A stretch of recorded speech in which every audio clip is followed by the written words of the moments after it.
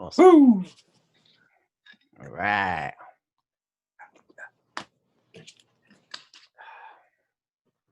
Yes, yes. Yes, boys. Bro. How you going? Got to send them gunshots out. Yes, yes. All right, we're live. We're just gonna let a few people join the chat before we start getting into this. Now we're all here. Rabbit hole. Oh, there goes Dude. Oh, look at the little beast. That's Dude the cat. Dude, the freaking cat. Shit, man. I hope we don't have. I hope you're not going to charge us extra to have him as a guest, because, like, you know, your fee's already a lot for us to be getting. I'll have my people contact your people. We'll work out the details later. I just I can deal with your management team, but man, Dude's management team, they just play some shit. They're menacing, dude. Hardball, real hardball players. Tough guys. Yeah. All right, Cimm, I'm loving that. That purple lighting is absolutely lit, man. Splitful. I love it, man. Like, don't know. I use this little remote. Whenever I'm making a tune, I'll change the color to the vibe of the tune and that. You know what I mean? You have one that's just like a very gnarly strobe light. You're just like going blind in your studio. Yeah, man. That's a bad one, I think. Especially if you get a little bit of a smoke, mate, and the lights are flashing. You start to freak out a little bit. Well, at least I do. Just writing noise music with a strobe light on. The big vibe. Yeah, mate. Looks good, man. It's very vaporwave. We were just talking about vaporwave before. That's like huge the color of vaporwave almost. I think it's actually vaporwave trademarked the color purple. Shit. Oh my god. How do they get that? No one can take the color purple away from, like, you know. I mean, look at all the people, like, yeah, Prince, for example. I was gonna say Prince invented the color purple. Yeah. Yeah, I mean, he is purple, isn't he? Yeah. Purple monster, man. Purple rain, rain. No, don't, mate. I'll have to sing the whole song now. Oh shit. All right, welcome everybody. If you've just joined us, we've got about 30 or 40 viewers in the room, in the house. I don't know if you guys can see the chat, but I'm just gonna say hello to a couple of people. Yeah, Big up Chips Ahoy. What up, Patricia? Patricia's freaking out about Dude. She's not interested in Cimm or DMVU. She just wants more Dude the cat. No one is.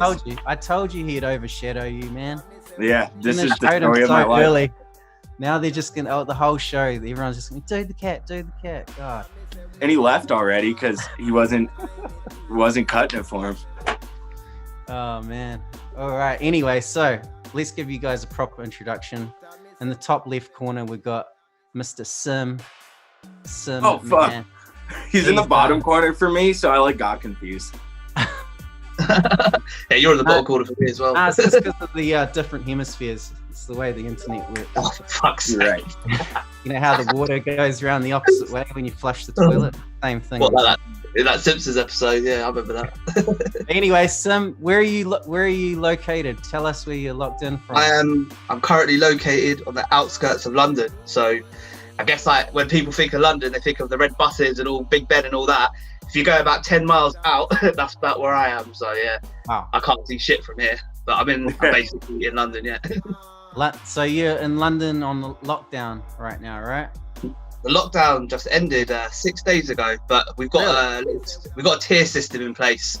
Yep. So based upon how many infections you have, you're not allowed to meet certain people at their house and all these mad rules. Huh. All right, we'll go into that a bit more in a sec, but let's introduce Matt as well while we have him before he runs off, and because he's a famous guy and he's just, you know, times money for this player. So, make this quick. Yeah. So what up, Trap Lord DMVU? How's it going? Good. But for the people that aren't familiar with him, even though he's probably like one of the most famous guys on the label, tell us, where are you based? Denver. I walk Denver. Outside of Denver, close enough to Denver. I can see Denver from my back deck, so we'll say Denver. Yeah. All right, cool. Yeah. So we've got Matt Matt, DMVU, he's in Denver, Colorado. We've got Cimm in London. What part is it? North London, east, south, or west? Northwest London. So Northwest, the nearest landmark is Wembley Stadium, I guess. Yeah. There's real good kebabs in like North London. That's all I remember, man. Yeah, I know. We went to a few, didn't we?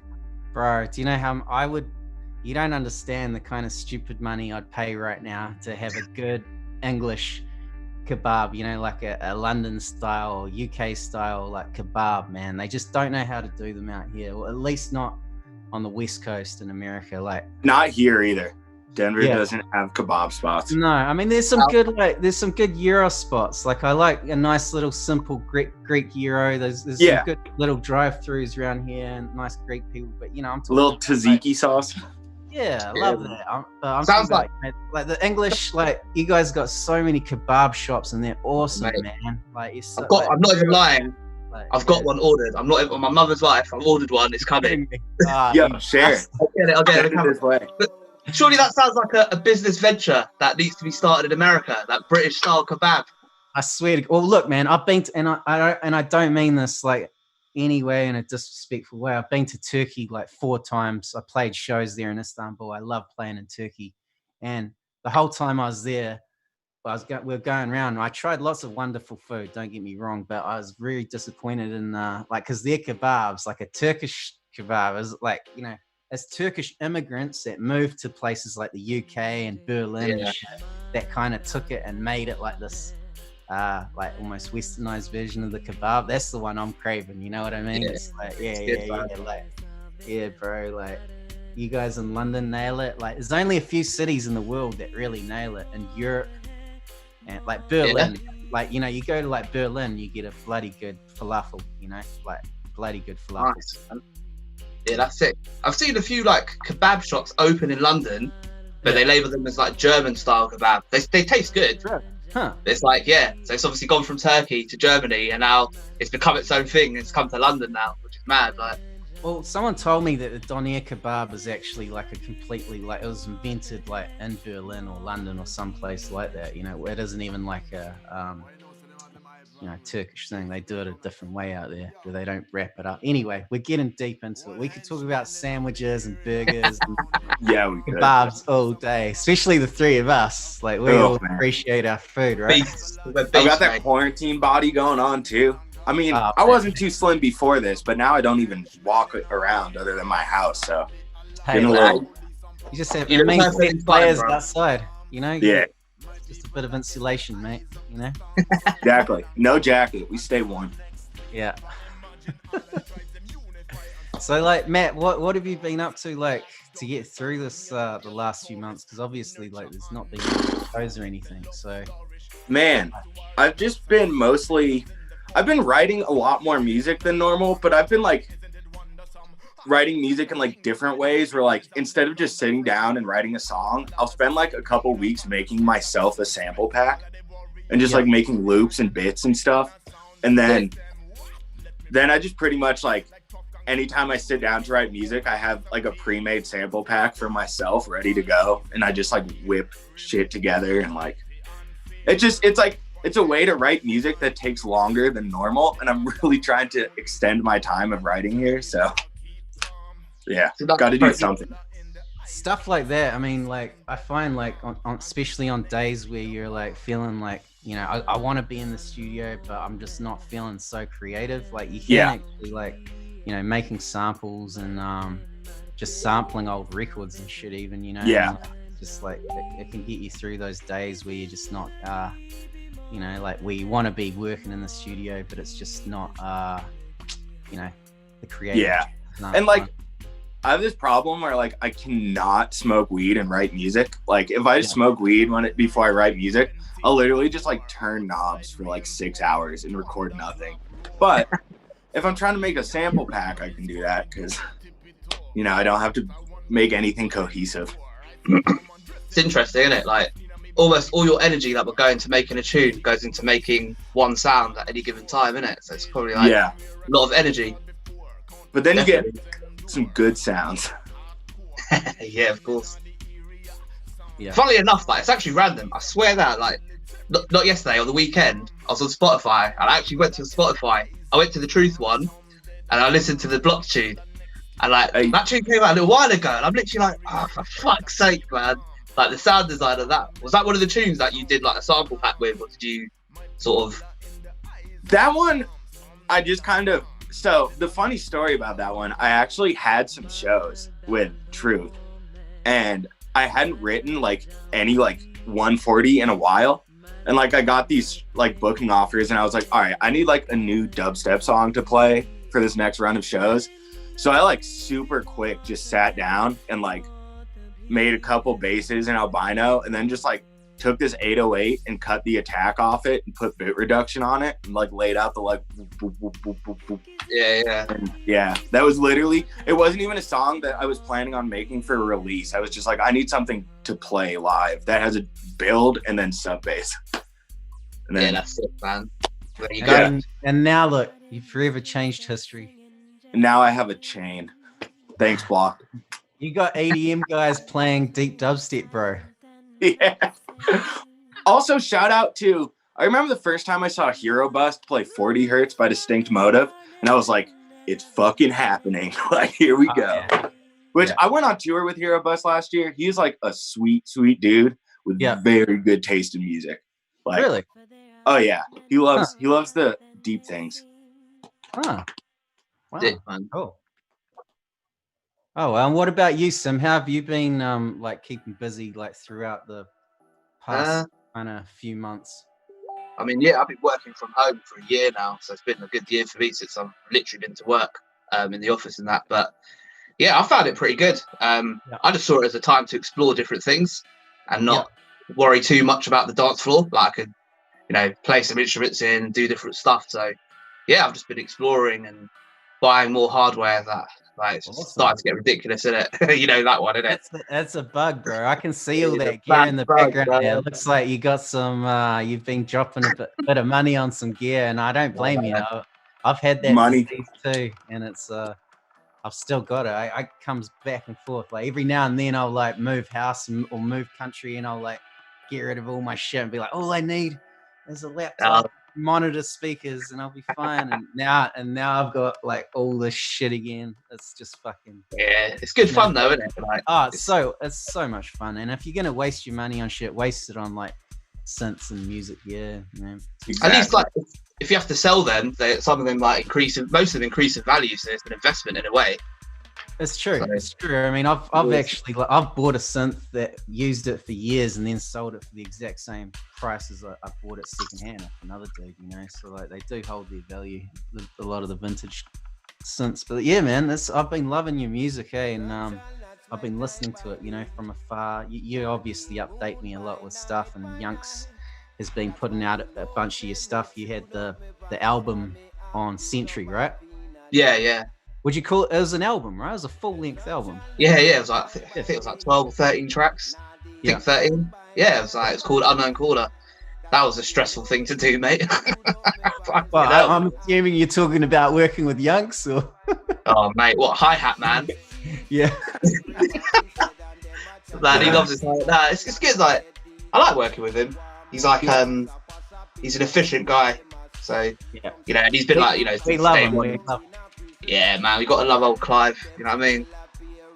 Well, that's how I met you, isn't it? Like I come out to London and play. Did I meet you at Rinse FM, or where did we meet the first time? Yeah, it would have been Rinse FM, definitely. Yeah. And I was like, who's this cunt? Who's this little bastard? Who's this bastard? He's a funny bastard. But we fucking clicked straight away because I was just like, sweet. Another guy. It was cool. On my vibe, man. Like, cause you weren't like one of those like, you know, like tough guy, like kind of London. Like, I don't know. Around that time, I felt like I came over like from New Zealand, and like everyone I was meeting were like, dubstep, and I was just like, hey. And you were one of those guys that was kind of like real friendly and smiley, and like kind of like, hey Jay, how you doing? Let's hang out. Yeah, like, you're real cool and welcoming. So. Cheers, man. Nah, I remember it was like it would have been 2013 or late 2012 that I met you. But yeah, like, I always remember that you would come at one part of the year, and then Tristan would come at another part, and then you both come for Outlooks. It was like meeting up with the Truth guys, but like in different parts of the year. I'd see either one of you. It was quite sick, man. Right. It was always something to look forward to, innit? go get those kebabs that you're chatting about as well. You know what I mean? Exactly. And the funny thing about you was like, I was always just like, oh yeah, Cimm, he's my homie, whatever. Like, you know, I met, obviously we're all friends with Youngster and all that, and always hanging out. And I didn't even really know you made beats or anything. And then one day, Youngster's like playing me a tune, and I was like, what the fuck's this? This is sick as fuck. He's like, Cimm. I was like, Cimm who? And he's like, Cimm, your friend Cimm. I was like, Cimm doesn't make music. He's like, nah, Cimm makes music. I was like, I don't even know Cimm, mate. I've known him for years. He's never fucking told me he makes music. And then all of a sudden, like, I'm just hearing all this stuff coming from your ways, and like, yeah, man, it's great to see. Like, you're just, I mean, that was a few years ago. You know, that's not recently that I realized that. But yeah, for me, I was just like, wow, that's dope. And yeah, but I think it's all you guys inspired me to do that. You know what I mean? Like hanging around at Rinse and seeing you, and then going to shows, and like that was like, yeah, you know what? I'm gonna, like, because I did music and all that before, like played instruments. I was like, fuck it, I'm gonna give it a go. And I'm here now doing whatever I'm doing. So big up to you as well, mate. You know, without meeting you, I wouldn't be doing it now either. So hell yeah. Cool. And like Matt, we need to get you out to London, bro. Have you ever been out those ways? I've never been to Europe. Oh, you would love it, man. You would fucking love it. I love kebabs, so like I know I would love it already. I love kebabs, and I think like English breakfast is pretty solid. So, have you had a proper full English? Like, do you know what a full English is? With like fried tomatoes, mushrooms, beans. Yeah, it has to have like Heinz baked beans, like canned baked beans, and the tomato sauce. And then like what? Like toast. Needs to be like English bacon, none of this like American. No strips. Has to be like shoulder bacon, mate. You know. Oh man. Yeah, maybe a couple of little sausages. What else? A bit of black pudding. Black pudding, yeah. Can't forget that. You know what black? I've never had the black pudding. I don't know what that is. You don't know what black pudding is? Guess.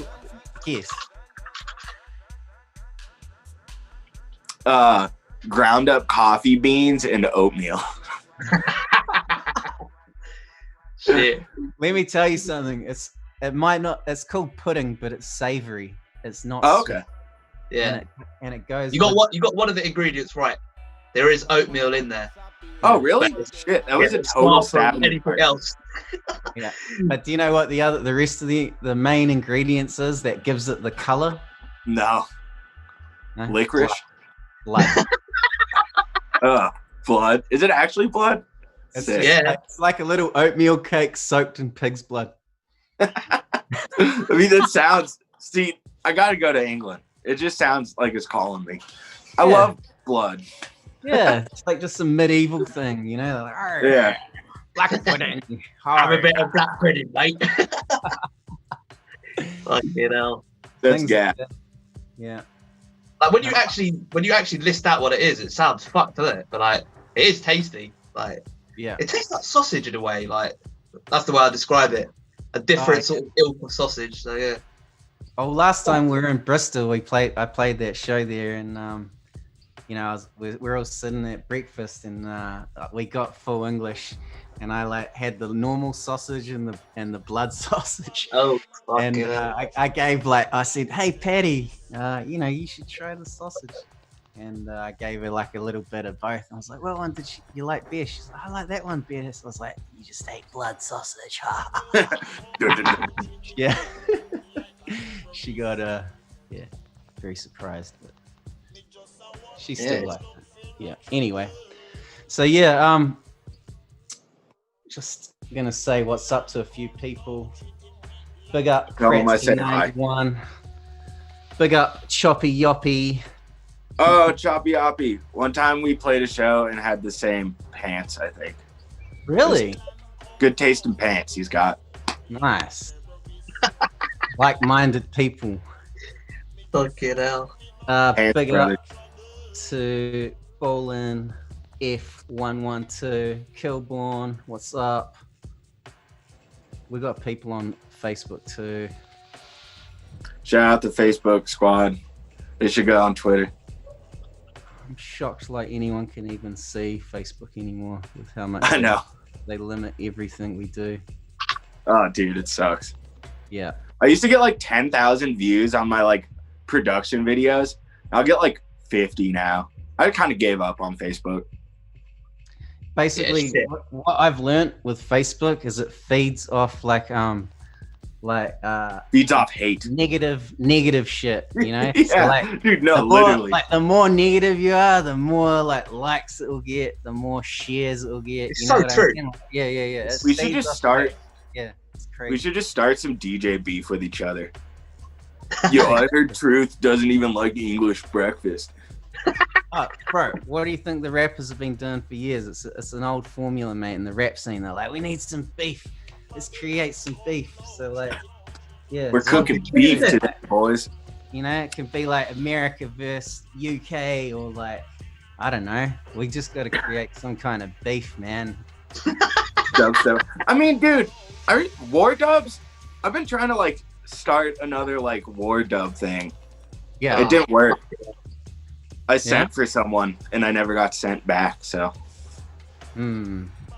if you send for someone, they don't send back. I don't know what does that mean in the like yellow bellies law of war? Yeah, I think it means I won. Yeah, it means which means you won. Yeah. Hell yeah. Hey, shout out to Kozakitten. Shout out to Piglord420. That's always one of my favorite names on the chat room. Piglord. Yeah, big up Piglord. Equilibra Cone. What up? All things dubs in the house. Old Hey. Hell yeah. He's dope. Distinct Motive. I don't know. I haven't really heard of him. And I've never heard of her. He's a bad guy, Distinct Motive. He's a very bad guy. I heard he doesn't even like Coors.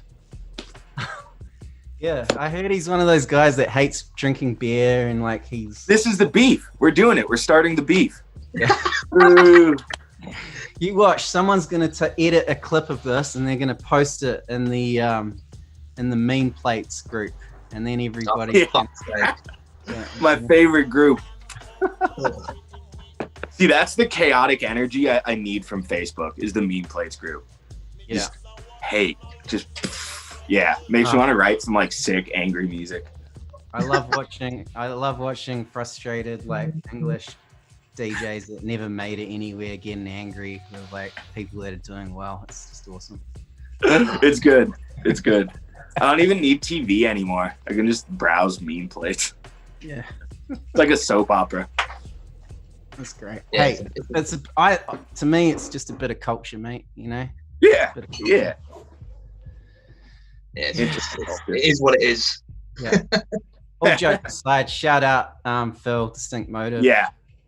Big up Phil. He's all right. He's all right. We were just joking. Nobody go out and do anything to him. He's a good guy. Go give him a little kiss on the cheek if you see him. Yeah. I love you, Phil. Big up, mate. Always, you know what? Phil is always someone like, if I'm ever feeling a bit shit, just give Phil a shout, and he always brings a smile on my face, man. He's got a good vibe about him, man. Like, you need people in your life at these shit times that do that to you. You know what I mean? Totally. Yeah. He's a great guy. I just wish he'd get off that goddamn bike and stop being so skinny and bloody get back to being a dubstep guy, a big belly dubstep producer. Like a dubstep waste man. Exactly. Bring back waste man, Phil. Come back to the team, man. He's left us. He's left us for a better future. He's now fit and lean. He's lean and mean and all healthy and shit. God, it's terrible. Nah, he's alright. He's alright. I just hope he doesn't start making like some like weird like minimal techno or something to reflect his sleek body physique. Fuck's sake. Yeah, no, he's doing well though, isn't he, on that little bike? Nah, he is. Nah, we're look, we're just joking. He's actually, I'm envious. I wish I was getting out on my bike. But I feel a little weird. The amount of producers I've seen pick up cycling during quarantine, and like I haven't done anything except sit inside. And maybe I should get a bike. I'm gonna get a scooter. It's the closest thing they can get to two turntables, isn't it? The two rotating wheels and that. Yo, that's actually a good point. So that means if I just get turntables, I'll be healthy, like as if I was a cycling. So, yeah. Wow. I'll just your work fingers out. get healthy. You have Work very out the elbows. strong hands. You know? But yeah. It'd be cool to get like one of those seats. I've seen the seats that you can sit on and you kind of pedal on the cycles. Imagine like sitting on one of those and pedaling while you're DJing. Damn, That'd be a good little like workout. You know, you're just pedaling away, like mixing, like doing a little cycle class thing. Yeah. There's that one guy who goes around, he has them like attached to him on a little train. And he just walks around English towns DJing and shit. Oh, I've seen him online, man. Yeah, I seen him on a kayak on a river, and he had like a controller. Prick's gonna be skydiving soon, fucking DJing, you know what I mean? He's fucking going in, mate. Mate, he's the definition of overcome and adapt during the COVID, you know. So strap it on, go for a walk. Take it to the streets. People start recognizing him now because he's got a bit of traction going. So it's good, man. Good for him. So, like in the group chat, even though we've moved on from it, people are still talking about beef. I told you it sticks, man. It sticks. Yeah, shit. It's a good one. I need to All right, who else are we starting beef with? In my book of marketing employees. Oh, I know someone to start some beef with. Tristan. Where is he? What's he doing? Oh God, who cares? That guy, God, jeez. That damn guy. That dang guy. He's got perfect hair though. You got to hand it to him. His hair is really nice. The best hair in dubstep, hands down. Yeah. You can hate on that guy all you want, but like, his hair is amazing. It's. Hey, so like, what have you got flashing in the background there, bro? Is that one of those Roland? Oh yeah, System 1. Yeah. It's nice that. Hold on, let me see if I can detach this and show you. I mean, you've got one, haven't you? I'm sure you've got one. No, I've got the one that's like I've got the TR8, like it's like an 808 without the. Funnily enough, I just bought this the other day. It's like it's a TR6S. You see it? Oh, sick. Nice. Huh. It's good. It's got it's got FM drum synthesis built into it. It's quite fun to fuck around with. Hell yeah. Have you got the little have you got this guy? People are probably like, oh, look at these guys fucking having a dick fucking measuring. Dude, I gotta do it now too. This one? He's one of my favorites to make beats on. I make a lot of my drums on this guy. Yeah, it's good, that one. Yeah. This was just a little compact version of that. But it's like the TR8. Yeah, it's good. Yeah. Good sounds, man. Matt's got the biggest. All right, you win. What's he doing? Shit. Is that a juicer? No, it's a JX3P. It's like from like 82. It's like, oh man, I can do some most like purpley G-funk. Like, it's good. Man. Sick. Yeah, that's nice. Badass. Then the piano. My pride and joy is this one here. Oh yeah, nice. The old Voyager. I love that one. Oh yeah. Yeah, there's nothing like just turning on an old synth and just firing her up and having a play. You've got an organ as well, haven't you? I'm sure I've seen you play with an organ. I got a few different old toys. I got an old school bloody it's a Juno 6. Like that's from 1984. And I got a bunch of like new guys as well. I got this little thing. It's called the Sonicware ELZ1. Oh, nice. It's really fucking fun. It's actually like all the sounds in it are that kind of like synth wavy, like future, like that vape wave shit. See, it looks like Cimm should have the vaporwave studio, but close enough. Hey Matt, you're on EFL Studio, right, Matt? Yeah. Have you seen this? That's never changing. Oh my God, is that the sequencer? This is made. It's the first piece of equipment ever made, especially for. Oh, Akai Fire. Yeah. That is so sick. And it's just like it's just the old school, like the drum grid. And it's actually really fun to do it manually, Yeah. Oh yeah. Yeah. That's why I started using Fruity Loops. So when I started, I got Acid by Sony, and it was like really hard to lay out drums. And one of my friends in like high school was like, yo, just try Fruity Loops. They have like a really nice drum grid. And I was like, all right, I guess. And now we're here. That's really funny you say that, because I started on Fruity Loops and Acid at the same time, Acid 2.0. Oh, shit. So like I'd make like all my drums in Fruity, because Fruity was literally just a little fucking beat drum machine thing. And you know, Acid was where I'd lay it all out and chop up the wave files and lay out the track. So like Acid Pro and FL, I treated like when like Fruity Loops first came out, I just thought it was like it was so shit and like it was so fucking awesome, but so shit and basic at the same time. Yeah. And I thought it was just like a plugin. I just treated it almost like it was a plugin for Acid. You know? Yeah. Because you couldn't really like make a full song in it. Like when it first came out, it's like you could, but like man, it was so limited.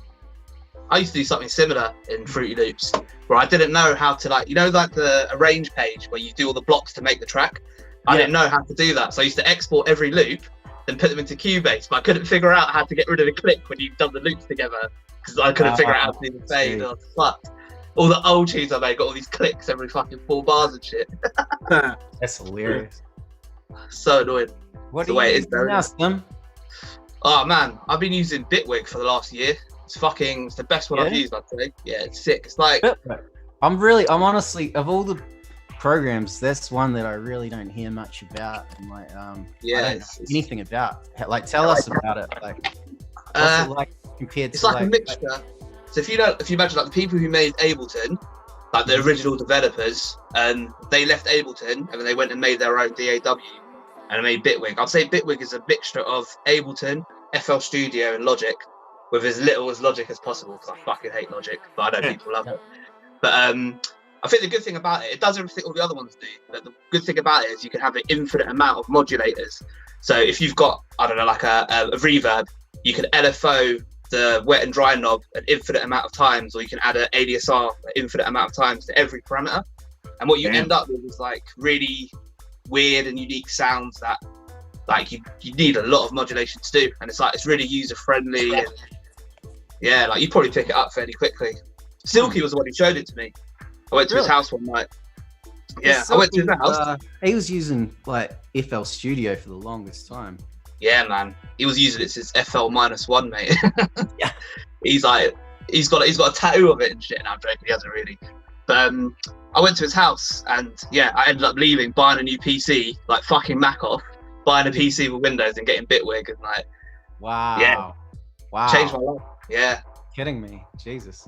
Yeah, man, I got rid of that. It's really good for just like, what's the best thing about it? Like, what's the advantage of it over, like, say, Ableton? Yeah, so you can modulate everything. I'd say that's the advantage. Like, I mean, I'll show you one day, but like every single knob you can modulate with. Tell me what, I'm gonna open it. I'll tell you every single different way you can modulate something. So to imagine you've got a plugin, a synth, yeah. Every single knob you can modulate with a 4-stage ADSR, an ADSR.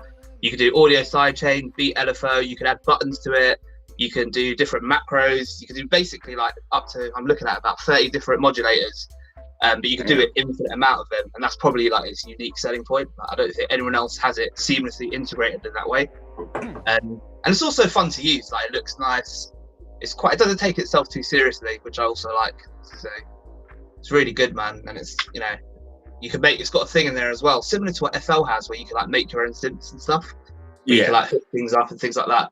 It's got its own version of that, but it's at like a modular level. So, you know, you're adding a filter, you can add like AM, FM, all sorts of different stuff. So it's quite deep. But yeah, I just, I liked Ableton, but there was a few things in it missing for me. Like, for some reason, like the way it looks just irritated me. I know, like, it doesn't matter. Me too. Sound, but it just doesn't, I don't know what it is about it. It doesn't look like it's got TLC put into like the usability of it, but it is very usable and user friendly. I can't put my finger on it. It's like a personal taste thing, isn't it? So, but yeah. Fair enough, man. And like, you know, like what you just said is absolutely, you know, it all comes down to personal preference, and you know, it's 2020. All the software over the past 20 years have all taken parts from each other and taking each other's technologies to the point now where all the different doors are actually really awesome, and it just depends. Yeah. It's like having a like garage with like, you know, all your nice cars lined up. It's like, should I drive this one or this one today? Yeah. They're all fucking nice. It's just like they all get you from point A to point B though. Exactly, but it's how you drive them, you know. Like, yeah, man. It's a drive them, man. Fall for it. Yeah. Driving them drunk, whipping, doing donuts. I would say, like, though, FL Studio was probably the most fun to use. I'd say, like, I don't know, I enjoyed that one. But the reason I moved to Ableton was I got a Mac for work. My Windows PC died, and I couldn't get FL Studio on the Mac. So I was like, what's the closest thing? Probably Ableton, and that's where it started. Otherwise, I'd still be using FL Studio, I'd imagine. Crazy. Yeah, wow. Huh. Hell yeah. So tell me, like, have you guys like have ever like met each other properly, or like, because I don't know if you obviously live in different parts of the world. You know? Like you're in Colorado, you're in London, Cimm. So what's you guys met through Youngster you're saying earlier, or you? Yeah. I met you very, very briefly because I had to go, but it was at it was in Denver. You were playing a show at this place. I can't remember what it was called. But I remember going in there and being like, yeah, this is sick. And you were playing at that. And I went into the back, like the smoking area, and everyone had these headphones on with different lights on. I was like, what's going on here? And they were dancing around. I was like, and then I had to ask someone, because there's nothing like, I mean, I haven't seen anything like this in the UK. And they're like, yeah, it's like a silent dance. You've got like DJ A, who's blue, and DJ B, who's red. And you just tune in. I was like, fucking hell, that's sick, man. Yeah, those are so bizarre. It was odd, but it was cool as well. It was like, you know, a little experience.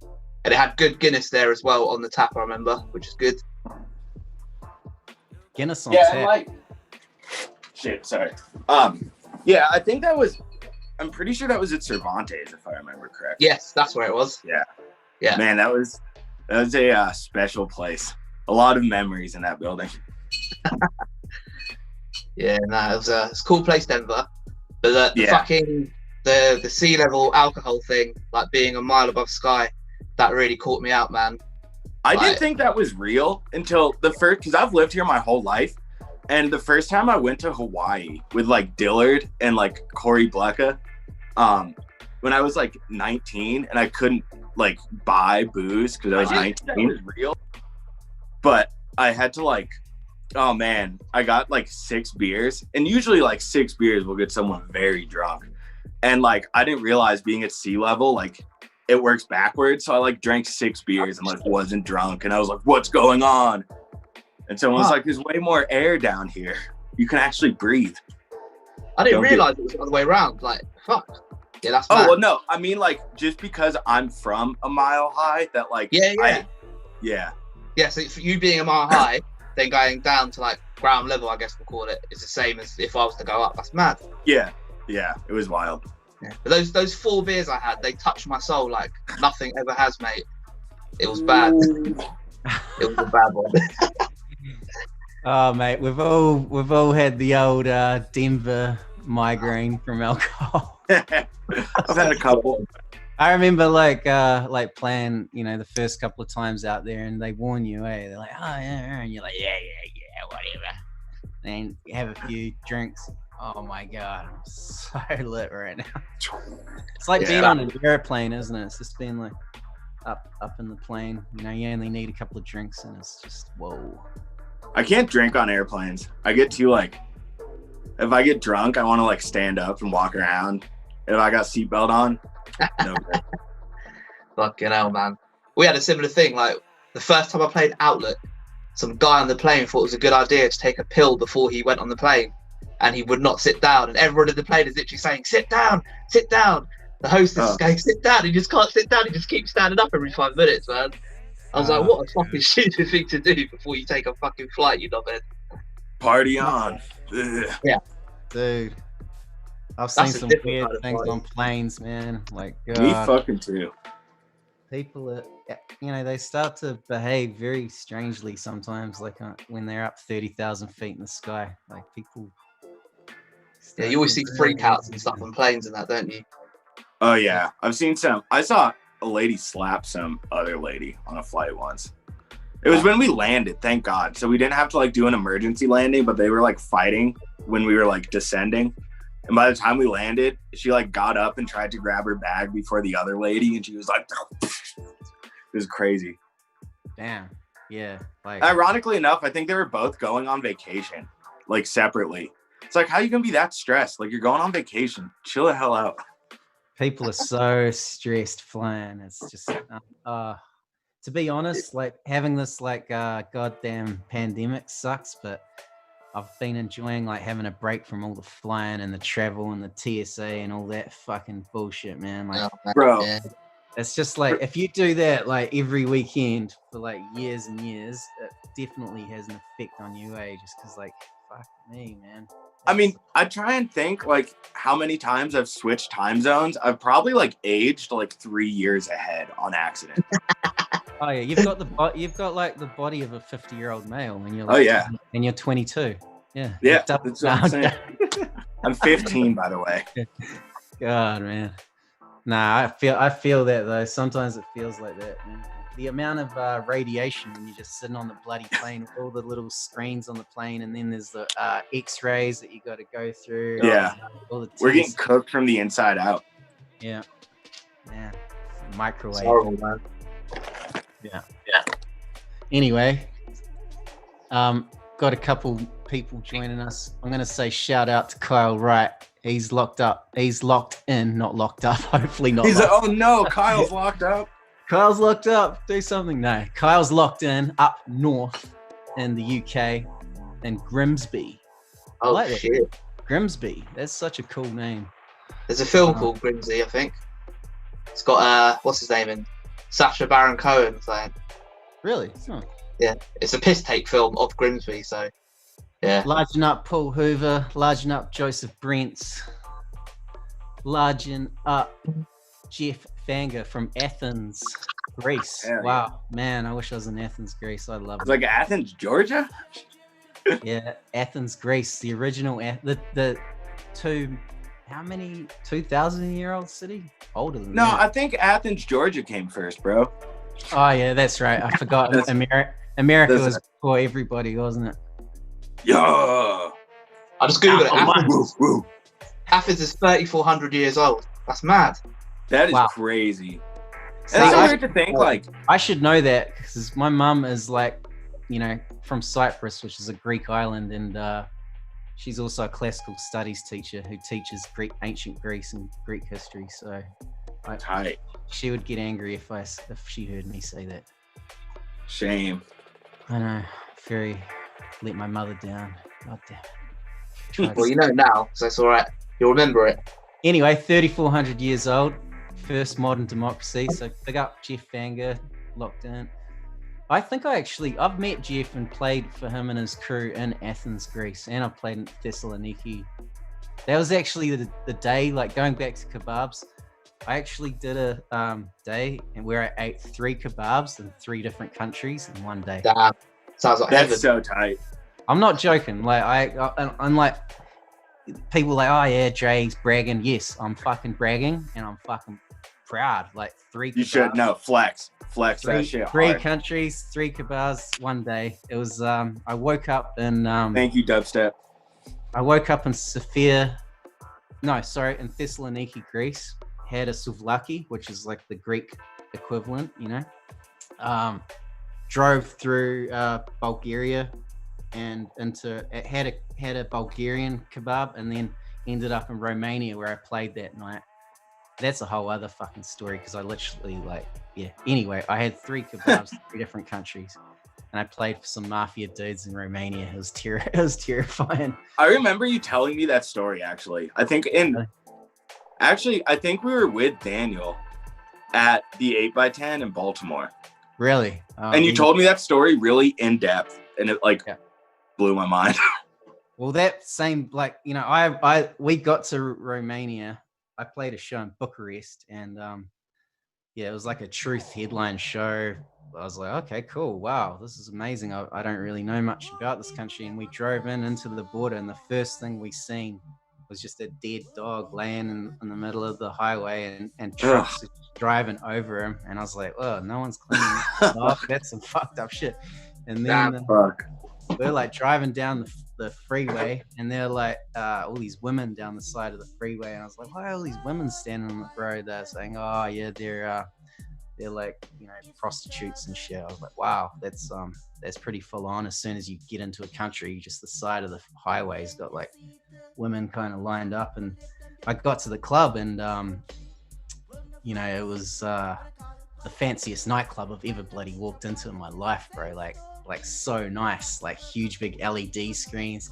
They had like the DJ set up perfect, real nice sound system, like all these like kind of like rich kids like dancing, like, and I was like, wow, this is so weird, because like outside it's just kind of like it was a kind of rundown area and all that, and right next to it was an ambulance place, and I was like, why is there an ambulance place here? And the same dudes that owned the club owned the ambulances. So, oh yeah.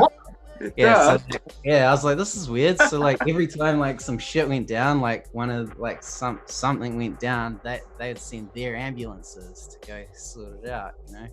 And, Jesus. They also owned the nightclub and the hotel I was staying at. I was like, okay. Uh-huh. Yeah, that was a long time ago, you know, and I'm sure like Romania's got some really cool things happening out there now and stuff, but my experience of it was kind of a little bit scary. Mafia, dead dogs, no biggie. Yeah, just usual tour life shit. Tour life. It's like touring the South or something in the United States, you know. It's about the equivalent. Gets all spooky. I'm joking. That would scare me though, going to the South of America. I'll be like, shit. I'll get scared. Nah, look, hey, let me tell you something. As much as like there's like some fucked up history and fucked up laws, and like, you know, there's definitely like systematic racism going on, and like people should be aware and all that. But you know, whenever I've been down like to southern states, man, like I've always looked after really well. People are super friendly. Dude, yes. The most amazing hospitality. I love like, honestly like the different southern cultures and the food, and the people are always so nice. So dude, the South is like, yeah, I hate like aspects of the history, and like, you know, you hear about horrible things that have happened there, and that is still happening. But you know, my experience of the South, and I think Cimm, if you came and toured America with us and we like played in like, you know, certain cities down there, man, it's just so much fun, you know. Dude, Atlanta. Yeah. Atlanta's like one of my favorite cities to play in ever. Like a lot of the places in the South are like, yeah, really fucking, they vibe hard. They go in there. They're good. In fact, we played that show at Terminal West, you and me. And that was awesome, dude. Yeah. Who else was there? Kiva? No. I think there was one other headliner. Yeah. It was Rez. Yeah, yeah. Because he fell asleep in the green room like he always does. Yeah. I got some pictures of him sleeping in the green room. Yeah. I'm gonna hold him over his head. Like, him and Jay Leon should have a competition. The Narcolepsy DJ Awards. It's like specifically loud, over the top green room with like obstacles and shit. Yeah, and he just got sleep. Yeah, him and Jay Leon are like the pros at that. Like, and I'm genuinely envious, because I'm the lightest sleeper, the littlest sound, and I'll wake up and be like, ugh. Whereas those guys can just sleep through a bloody loud party. I'm just, you lucky bastards. Yeah, dude, I wish I could do that. Holy shit. Do you remember Shiny? He used to sleep all the time as well, wasn't it? Yeah. Oh, Shiny. He'd sleep mid-conversation. I'd be chatting to him, he'd fall asleep. I'd be like, oh, fucking hell, bro. What a guy. What a guy. Big up the Catnip Commander. Boop, boop, boop. Hey, big up Kozakidden. Big up Sticky Hands. If you guys got any questions for either Cimm or DMVU, ask me now or forever. Fire away. This is a hard talk show. We fire the hard questions. There's no censorship. It's just straight to the bone. So freaking hell. See, I even swear. Yeah. I even sweared, and we didn't even beep it out. That's how hardcore this show is. All right, yeah. They're still talking about beef, because like I figured. And someone's talking about smoking. People are asking, okay, tell us what kind of what music have you guys been into lately? We'll start with Cimm. Tell us what music have you been into? I mean, I've been with go ahead. Yeah, reggae mostly, yeah. Like that, that Spotify shit everyone was doing. I did like the non-artist one, and it said roots reggae, and that's what you listen to all year. So never get bored of it. But I mean, like weird shit. I know I'm quite into like IDM sort of stuff. Like I listen to a lot of old Aphex Twin, Square Pusher, that sort of stuff, just to sort of break the barrier in my mind a little bit. Obviously the Bollywood hits, that's always going in my house, mate. Nice. Yeah. Like, seriously though, do you listen to like any Bollywood hits? Yeah, like sometimes I listen to some, like I like the really old ones, like 1960s, good samples as well there. Bro, that's what I was about to say, like some Eastern Jam style samples. Yeah, man. Yeah. No, but I love it, man. Yeah, I listen to like a lot of different stuff, but mostly reggae and like Aphex Twin type shit is what I've been into recently. Also like Italo disco as well. Yeah. Sick. Yeah, in fact I'll probably say I'm most into Italo disco at the moment. It's like rediscovering the 80s again. It's like finding all these 80s tunes I've never heard in my life to be like, shit, that's a banger. But you got to go for I went for at least a 500 and I found maybe like 30 that I liked. There's a lot of questionable shit in there, but yeah. Got to sift. Yeah, definitely. It's hard work, man. That's a pretty diverse kind of palette. What about you, Matt? Man, I've just been listening to like rap, but I always listen to rap. I mostly listen to rap. Well, I listen to like rap and then like sad folk music, but like mostly rap. But it changes. Like sometimes I'll be like super into like Young Thug and like Lil Uzi Vert.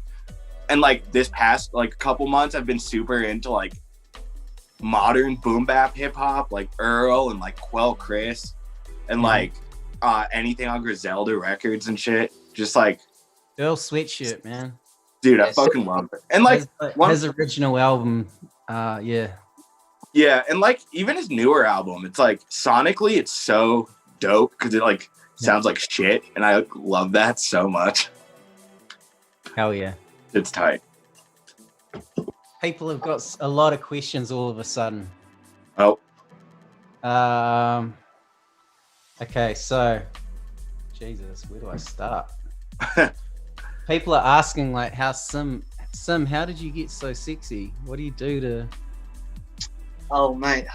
Just like, don't smoke cigarettes. Oh shit. You're beautiful, you are beautiful, mate.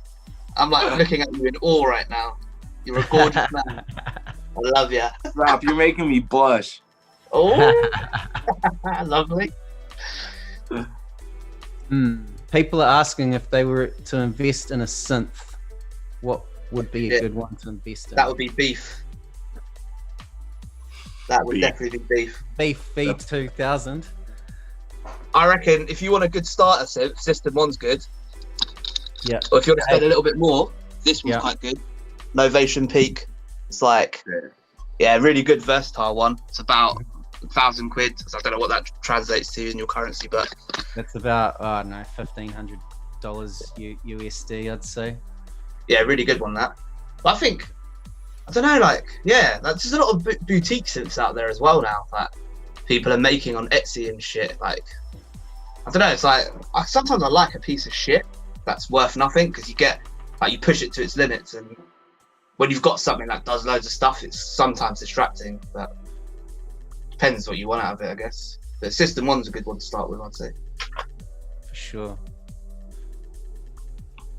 And yeah, I just use like mostly software synths other than my 80 synth, so I don't have much to recommend. Except just the trick with software synths is to just find discontinued stuff. Like I still use Albino 3, and apparently no one can get Albino 3 anymore. Nice. Yeah. But I love the old Albino. Oh, dude, it's so good. It's got such history, like Cockney Thug and like Jehovah, like the bass lines in those songs were so Albino 3. Totally, man. And honestly, like some of my like favorite VSTs that I own are like just like shitty free ones that like people like just made and put out for free like years ago. Like, the best dub delay VST plugin is that free dub delay. That like, man, they put it out so long ago. The Tau dub one. Yeah, and it like looks like cardboard. It's like really, It's classic, that one. Yeah, and Span too. I think every producer I've ever met has Span. Yeah. Yeah. Everyone. I use that all the time, man. I still do. I got it constantly on. Yeah. Mm-hmm. Yeah. Yeah, Span is good. That average max. Yeah. Yeah. So people are saying rap over sad boy music. What's sad boy music? I don't even know what that is. Is that it's like if you cry when you write it. Ah, okay. Honestly, like nothing. Like I've always felt like I'm kind of like, you know, I'm getting old, and I feel like I've always been connected with the youth. But like some of the I watched that free Samsung TV, like the video music channels, just because I grew up watching like hella MTV. Like in New Zealand, we had like 3 or 4 music channels, and every day after school, I'd like watch all these music videos. And like I was just obsessed with watching all that shit on TV. And now I watch like these fucking Bevo things that literally like rotate the same 6 kind of like Justin Bieber, Ariana Grande kind of people like on rotation. But like, man, I watched the Vivo rap channel, and man, some of the like new like sad, I don't know if it's sad boy rap or what you call it. Fuck me, I don't like. They've, like, you know how they're like trying to make it like all lo-fi and like kind of look like ghetto looking and cheap, like they filmed it like on a VHS, and it's like, you know, like 1993, like an old skate video or something. Like that's all cool and shit, but like I was watching some of them, man, it's just like literally like some kid, like his mouth's full of stuff. I don't know what he's got in his mouth, right? And he's going and it's just like they're like auto-tune, and he's just mumbling his and it's like I'm just like, wow, like it's really gone from we used to think like the mumble rap was hard to understand. Now I just don't understand that shit. So see, I think the way I look at it is because I do enjoy most of that music, but I think it's kind of like it shouldn't be categorized as like hip-hop or rap necessarily. It is good, but like comparing it to like, I don't know, it's kind of rap, but it look, there's nothing worse than old cunts like me going rap in the 90s was way better. That's real hip hop. Back in my day, Tupac and Biggie and man, I made a status on Facebook one time where I said Tupac was overrated, and I got fucking cooked. Yeah, that's definite beef there. Dude, like 300 comments in like an hour. I got roasted. Yeah. But I stay strong to my ideals. Yeah. For real? That's mad. Fair enough, though. Each their own, innit? I like Tupac. You need like there are certain artists that just define like the gap between the different generations, eh? It's like they're like, we've got to create a kind of music that like people over this age, no matter how open-minded they are, they're just not going to understand it. We need to create code, secret code. Yeah, it's like the secret code. Old head code. Oh, fuck it. That's what we used to think we were doing that with dubstep. But we were talking to aliens and shit. Now then we just realized we weren't just actually really high. How about those monoliths though?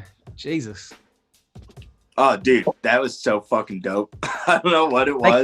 They keep popping up. There's like new ones. They just found it, like a new one today I saw, and there was one in Romania last week, and I found them all over the place. Like, do you guys reckon it's like? What's your opinion on that, Cimm? Do you reckon it's just like hoax, or do you reckon it's art, or you think you know what? Like the aliens? My hunch is a creative person's putting them there, but I think unless I see that with my own eyes, I can't quantify what it could be like. But it's interesting nonetheless. Like, you know, like if it was aliens, like, great. But you know what? Didn't Stephen Hawking say, like, if aliens came here, they more than likely want to just destroy us and take all our resources and fuck off to the next planet? Yeah, as we would do. Yeah, I mean, we're doing it like country, that. Why not planets? It's like that episode of South Park where the aliens come to Earth and give them space cash and shit, and then it's all a test and mankind fails. It's insane, man. Like, space is insane. I've been like through lockdown watching loads of space stuff. I'll tell you a fun space fact. Apparently, you can fit every single planet in between where Earth is and where the moon is. Every planet can slot in between that gap, which is mad. Really? Yeah. Wow. Yeah. I thought like you could fit like a bunch of like planet Earths just into like Jupiter though. Yeah. Yeah. You could put a load. Yeah, but like Jupiter, if you think like we're talking about the distance between Earth and the moon, there's enough space there to occupy Jupiter, Saturn, Neptune, Uranus, and Mercury. Hey, no A words. We're gonna have to bleep that out. Yeah, no, when someone told me that, I had to check it out, and it's true. Like, apparently, you can fit all the planets in between the space. It's bad. Wow, that is crazy. Yeah. Well, look, look in today's news, there's a whole bunch of stuff about one of the top Israeli intelligence officers saying, "Oh yeah, we've been dealing with aliens for years. We're part of the Space Federation that's existed for a long time." And like he's basically come out with all this kind of stuff that all the like conspiracy theorists have been like talking about and following like on on TV and on YouTube and shit for the past few years. So like, what do you guys reckon about all that? Do you reckon there is like this actual Space Federation going on where they all kind of like only like a few kind of people on this planet know about it, like top officials and shit, and they're allowed to like travel and communicate with the aliens and travel to different places and all that? Or do you think it's just like a big bunch of baloney? I mean, I think if there was a Space Federation, they probably would not want planet Earth being a part of it. Like, we got some fucking shit going on that we got to figure ourselves out before we can start going to any Space Federation. Yeah, definitely. But they're probably out there somewhere. That's what the top guys that kind of leak out the information, a lot of them are like, old dudes dying that were like, working in these secret bases and all that shit. A lot of them are saying, that's the whole reason it's kind of remained secret, because of their attitude and all that. So it's like that film They Live, where they're like teleported down and shit. Well, they just don't think like the human race is ready, so they're like, we are ready, we can deal with them and talk to them, but the rest of the humans, they're not ready to deal with aliens and blah blah blah. And, they'll all shit their pants. The world will fucking turn upside down if they find out, But I followed like this guy Corey Good. I don't know if you're like familiar with Corey Good, but he's like this dude who years ago there's this dude who like kind of claimed to have traveled in time. They found him and he had like come out of kind of nowhere. He'd been disappeared and he claimed that he'd been a time traveler, and everyone kind of laughed and didn't take him seriously. And then he started talking all this stuff about aliens and his experiences and all these like secret bases, and he got like a show on YouTube and everything. And I was following it all kind of half like, not taking it too seriously, kind of like being interested and fascinated by what some of the things he was saying. And he's saying we've been traveling like since World War II. He said the Nazis were actually like fixing up the old U-subs so they could go to space, and that the submarine crews are like the perfect guys to send to space because they're already used to being in like tight kind of in the submarines and all that. But he went on to say he's met all these different alien races. There's like literally thousands of different races that we know of and that we work together with, and that you almost need this like you have to get this like kind of intergalactic passport to be accepted. And like the only reason Earth hasn't been included in this thing like officially yet is because we're not ready, like you said. We haven't passed the test or whatever. It's an age-old alien conspiracy, but he talked about a lot of really interesting things, and he said like of all the crazy shit he saw in his time, like he's seen all these weird like aliens, and he's like, look, I seen like aliens that like that stunk and like that like looked really fucking weird, and aliens that look just like us but slightly different. He's like, you know, you got Andromeda where they're like just like us, but they're like little short 4-foot kind of like Mediterranean looking bastards running around. He saw a child and thought it was an alien. Who knows? This guy could be completely full of shit, but his story's good. You know, if it's not true, then like he's a great fictional writer. Right. Fuck. Anyway, but he said the thing that tripped him out most, he saw all these crazy planets and like met all these different aliens, and he said the thing that tripped him out most is one of these missions, because he's working as like a contractor for like some government thing, and he had to do this program where he was like traveling around the galaxy apparently, and he said basically that the thing that tripped him out most was he entered this one kind of solar system, and it was just like 4 planets all in a line, and they looked exactly like planet Earth. And he like, as they like kind of entered the atmosphere, he's like tripping out because he's like, oh shit, they got cars and they got roads. And he said like these planets, they were just like Earth.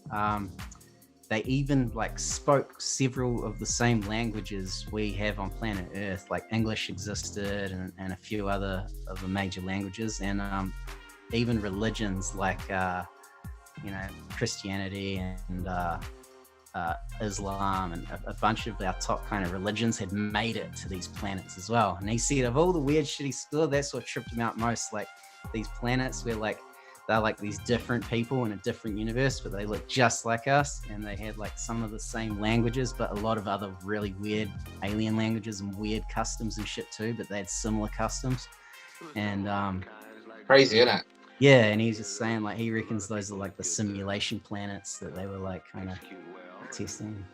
Maybe we're simulation planet. Well, I think we are, like, you know, like the whole simulation theory, if you're going to go down that track, it makes sense. Because he was saying like, you know, the reason we've got all these amazing like animals and shit is because they like took like DNA from different places and you know, kind of put it all together on Earth as a kind of simulation thing, and we're all part of it. Who knows? Yeah. But I'm just happy to be here. Yeah. I mean, look, it's just a bit of, you know, if you want to burn a bit of time during the quarantine, you can get really deep into that stuff. Got time to kill? Yeah, you want to take it with a grain of salt, you know, and not take it too literally. Otherwise, you know, you might start going crazy questioning life. Yeah, like space years ago. Space life, it's a fascinating one. I'm quite obsessed with it at the moment. It's good, man. Yeah, I think we could talk all day about aliens and shit, but you know what's crazy to me is like how we know so much about space, but like the ocean is still mostly unexplored. Isn't it like because of the pressure if you go too far down? Yeah, it's just like it's a very hard place to navigate, and like, man, there's some fucking alien ass creatures down there. Yeah, man. Yeah. Yeah. We know less about the ocean than we do about, you know, about the galaxy and what's going on out there, man. That was actually the theme of our latest Chronicles mix. It was all about the unknown ocean. What's going on? Hell yeah. Secret alien bases and shit underwater in the lakes and I just googled deep sea creatures, and some of them look like aliens. Like, I mean, yeah, it's insane. Yeah, where you live, Matt, in Colorado, that's kind of the capital of like a lot of the action. Like they say, Colorado and New Mexico and Nevada are kind of like the top spots where you see a lot of alien sightings and shit. Don't tell them. But that's I mean, okay, right. Personally, I mean, I've lived here my whole life, and I don't think I've ever seen aliens, but maybe I did, and they erased my memory or some shit, so. Yeah. Who's to say? I've seen some weird motherfuckers, though, but I don't think they were aliens. Yeah, when I came to Denver, I can't remember what the story was, but it was like a story about that horse statue. Oh, the blue horse. Yeah, what's that? You must know the story. Dude, what is it again? Okay, well, first of all, if anyone's been to DIA and seen the horrific blue horse, it's like, and it's got red glowing eyes, but the guy who made it was a sculptor, and before he finished it, it fell on him and killed him while he was making it. So then like someone finished it and they decided to like dedicate it to him by putting it up at the airport. So like it's a horrible, devilish looking horse with red eyes that has literally killed the man. So yeah, it's scary, man. Yeah, and they're like, "Welcome to Denver. Come buy some weed." And then there's a whole conspiracy. Wait, what was that? Sorry, man. I spoke over you, Dre. Sorry, bro. No, go ahead. I was just saying the conspiracies of the airport and all that shit's crazy. Yeah, all these tunnels or something underneath. But I was asking, like, are the eyes inside of it? Are they like? It's a dumb question, but are they literally powered with bulbs, or is it like a reflector thing, or like? Because all these pictures I'm looking at, the eyes are fucking going in, mate. They're like fucking weird. Think the eyes. I think it's just like the soul of like people lost at the airport. Like, cause you know, like how the airport sucks and it like takes your soul from you. I think when you drive past the horse, the red eyes like suck the soul out of your body. And that's what keeps them glowing. Probably. Don't hold me to that, but maybe. You gotta admit, like that artwork in the airport with all the like children from around the world and like the big like Nazi guy with the like the Gestapo stormtrooper guy. That's pretty weird. It's pretty fucking weird. But I mean, I don't know. Who knows if it's real? Yeah, I'd say it's pretty fucking real. Yeah, I'd say I'd lean more towards real than not. I'd say there's definitely a giant alien base under the Denver airport. Yes. We should find it next time you come to town. We'll do a little exploring. Find it, yeah. To sneak through some sewer, some back door. Yeah. Oh, yeah. So, just going back to Cimm up there, we're getting a lot of questions. And tell me, Cimm, what's the deal with people are like talking about me smoking weed on here? What's the deal in London right now with that? Is it legal yet, or are they still? Dan keeps getting packs of fucking legal little things delivered, and I keep seeing pictures of weed and all that, and all the Instagram photos. Like is that just like the CBD weed that they're selling in the shops out there now? Or? I don't know. Like I think like people have found like ways to procure it. I'm not too sure, but it's definitely not legal. Yeah, it's still illegal. Yeah, which is insane. But that is fucking crazy. It is, man. It's what's the point? It doesn't make any sense. Yeah. It makes no sense at all. But well, the UN, even if someone didn't smoke it, it doesn't make sense. Like to not make it legal. Yeah, straight up. Yeah, and the UN just did its medicine for the first time ever. They accepted that it's like medicinal, so that's cool. That's tight. Yeah. Progress. Yeah, but we've got some fucking stiff button dickheads running the country, so probably haven't smoked a joint in their lives, the fuckers. So what do you expect? Hey, come on, don't offend all our Tory viewers. Sorry, Tories. Sorry, Tories. Tory step. The Tory step. Conservative step. Yeah. We won't get into that one. No, my week, not a good step. Yeah. Yeah. But yeah, I'd like to think within my lifetime it will be legal here. Yeah. Hopefully, dude. Hopefully. Well, it's just one of the craziest. Amsterdam's like a 20-minute flight from London. Yeah, it's crazy. It's wild. Amsterdam's a mad place. A crazy place. Yeah, it was crazy. You need to come to Europe, man. I really want to. Like, yeah, I'll look after you. Come on, I'll take you to Big Ben and the London Eye and all that shit. Let's go. We'll eat kebabs. Yeah, we'll get a red bus to a kebab place. I think I've missed traveling so much, being locked at home, that like once this shit's over, I'm gonna take a nice long trip to Europe. Nice, man. Yeah. That'd be tight. You'd fit in with all the like French people and smoking cigarettes and all that. You could go like sit at a cafe and just be like, yes. I love espresso. I love baguettes. Like, I think I'd fit in great in Europe. I'll wear a turtleneck, but I'll keep the chain on the outside of the turtleneck. Yeah, always. Always. Like that Dwayne Johnson picture, isn't it? Yeah. This shit's gas. Yeah. Fucking hell. I actually bought a turtleneck the other day, so don't diss it out. Hey, I'm real serious too. No, they're good. No games. But I did actually get one as kind of like just because it's like you know, like how Tupac and Biggie used to have them, old gangster and shit, you know, 90s rap music. Dude, Death Row turtlenecks, that shit was sick. Yeah, remember how like they'd have like the floating like rappers like floating heads that'll have like turtlenecks, and then it'll be like dude, that was Death Row Records. They like, I think they invented the floating head turtleneck aesthetic. Yeah, that's we call it in the UK we call it a polo neck. We don't call it a turtleneck. Yeah, well in New Zealand we call them skivvies.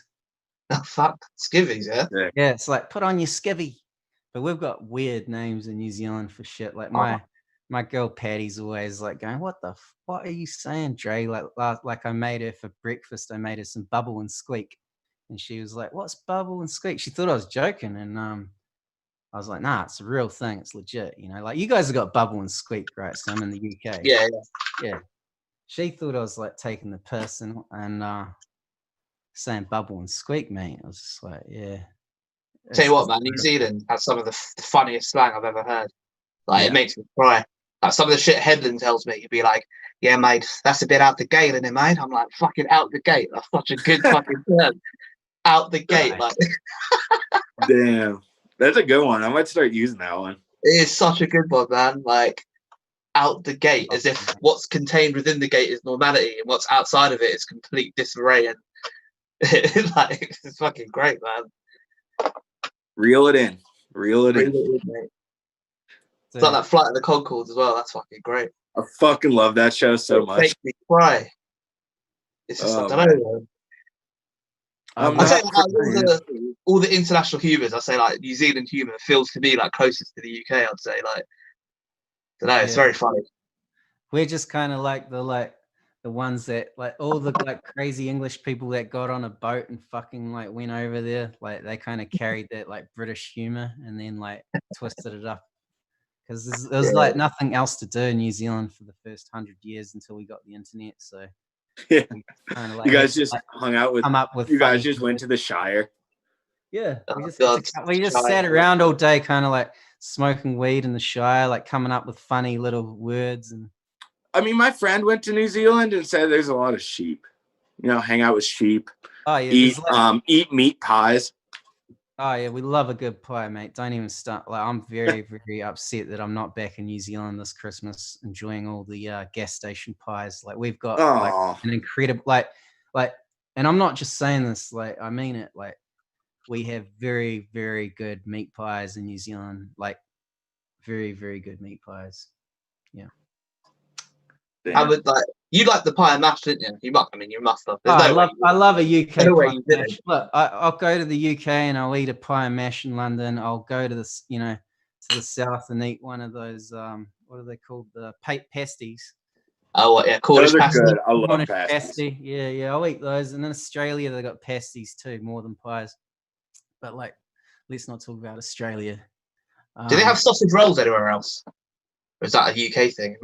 We've got them in New Zealand too. We basically anything like all those British things we adopted as well in New Zealand. Kind of just like took and copied you guys basically. That's why so many British people move to New Zealand because they love it. It's like a little British colony. You know, they get to go back and they feel at home.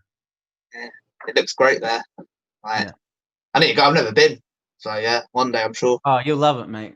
You'll love it, yeah. Yeah, it's definitely like on the top of my list. There in Japan, I'd say the two places I'd like to go. Yeah, Japan would be tight. We should all take a little New Zealand trip sometime. Eat meat pies. Seriously, we'll do a pie tour. Like, because we'll go tease Tristan. Oh yeah, Tristan will be waiting there at the airport for us. Oh, bless him! With his hair just blowing in the wind. Yeah, and his bare feet standing on the grass, all grounded.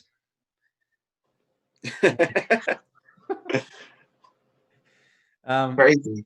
Seriously though, like the meat pies out there, like I'm sorry I keep going back to this, but like the mince and cheese, potato top, you know, even like if you're feeling fancy, you got like the butter chicken pie where they put like a butter chicken curry and the pastry, and like If you're like imagine like being like really cold and hungry at like 3 a.m. after a long night DJing, and you're a bit drunk and confused, and then like someone puts a nice warm pie in your hand. It's crispy and just gravy. Oh, you said it so good, man. I mean? Like, you said it very well. You just can't bloody get them out here in the States. I've tried like in LA. I found a nice New Zealand lady that made them, and she'd send them to me. I pay her a lot of money. Butter chicken pie. Oh, the butter chicken pie is lit, bro. Yeah, that's a BP actually is the best. If you want to talk about the best gas station for pies, for me it's BP. I mean, the oil spill, that was whatever, but the pie. Yeah, oil spill. Hey, those pies. Great steak and cheese pies. What's like a traditional, like, I guess, I don't know how to say it, like a Coloradian food. Is that how you say it? Oh, man, yeah, I mean, a lot of people would argue it's a New Mexico thing, but we have like green chilies here. So like green chili, and I didn't realize it was a Colorado thing till like every single place I've ever traveled other than New Mexico. People don't even know what green chili is. And it's just like, it's not like chili like you get in like a can like Hormel. It's like chilies like pureed with like pork and shit into this like fucking magnificent sauce kind of shit. And you just put it on anything. Actually, tonight I'm having like breakfast with just like green chilies on it. So like you do like an egg and bacon like on toast and just cover it in green chili. And and good. Like it's like some, it's kind of, I don't know if you've had it in Colorado, but it's like more like a it's not like just chopped like green chilies chopped up. It's like a chili kind of green, like a special sauce that it's not even green usually. Yeah. Yeah, no, I've Googled it. It looks nice, man. It's fucking so good. Ooh, I love it.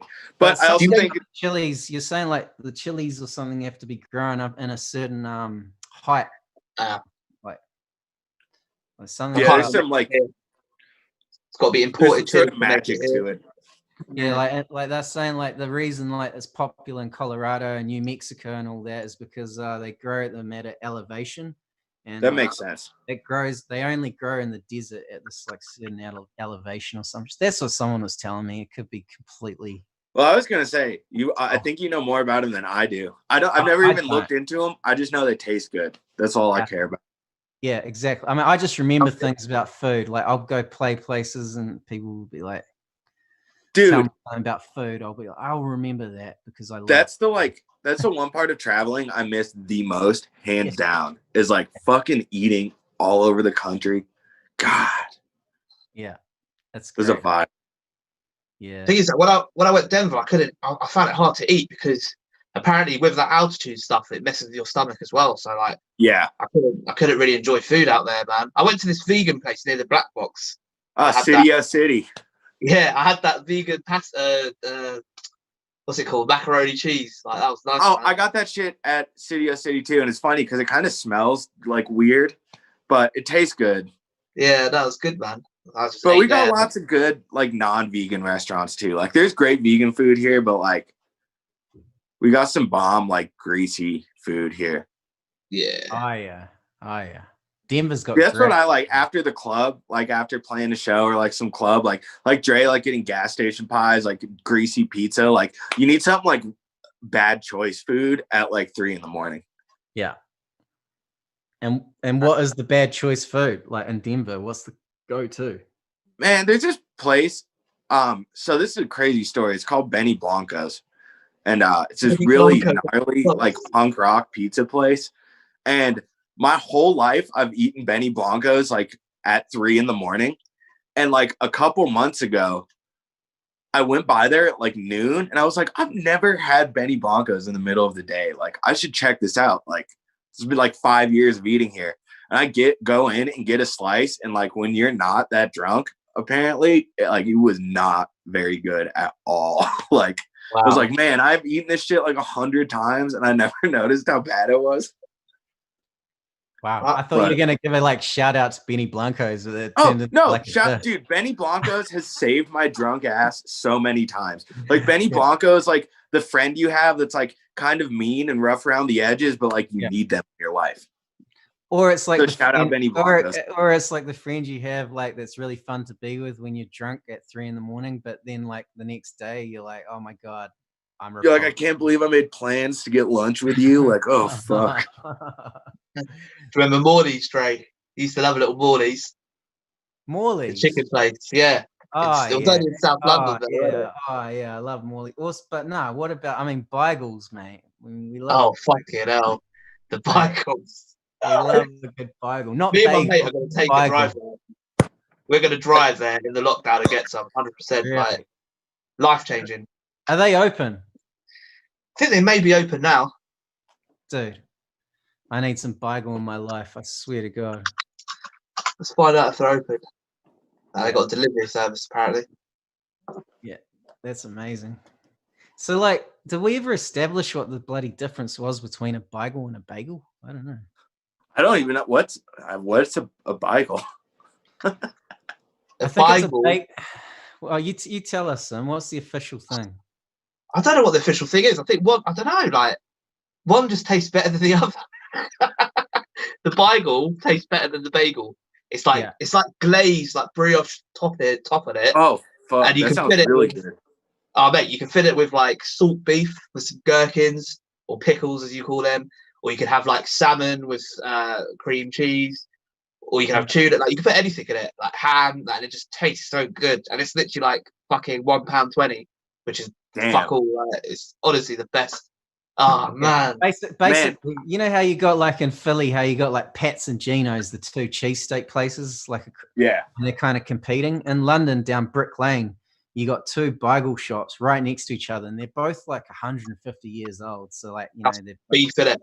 Yeah, and like there's always a line outside, like both of them have always got people, and they're both 24/7. And it's like kind of like the pie thing, you know, like if you're cold in the middle of winter in London, it's nothing better than the hot salted beef bagel or the bloody or the salmon one or whatever. This conversation is making me very fucking hungry. We should just fucking cut to the chase and turn this into a cooking show or something, right? Dude, please. We'll each make like a cuisine from like where we're from. Like I do some green chili. You can make a meat pie. You can make like a bagel.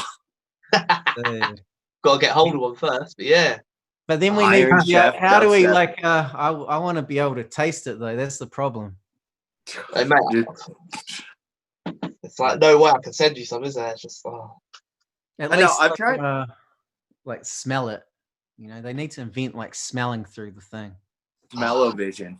Yeah, smell-o-vision. That would be a game changer. Like, imagine you could spell the food you're about to order on like Uber Eats before you order it. You know, like, no, thank you. That meat pie smells good, man. Let's get that. Yeah. Or if you're talking to your like friend on FaceTime, you're like, "Geez, dude, you need a shower, bro." Spray some cologne through your smell thing. Or the fucking group calls, like, who farted? Yeah, wasn't me. Fuck's sake. Man. Jesus Christ. Wow, technology's getting there, man. They're like talking about Samsung have already perfected the virtual twin. Do you know about the virtual twin?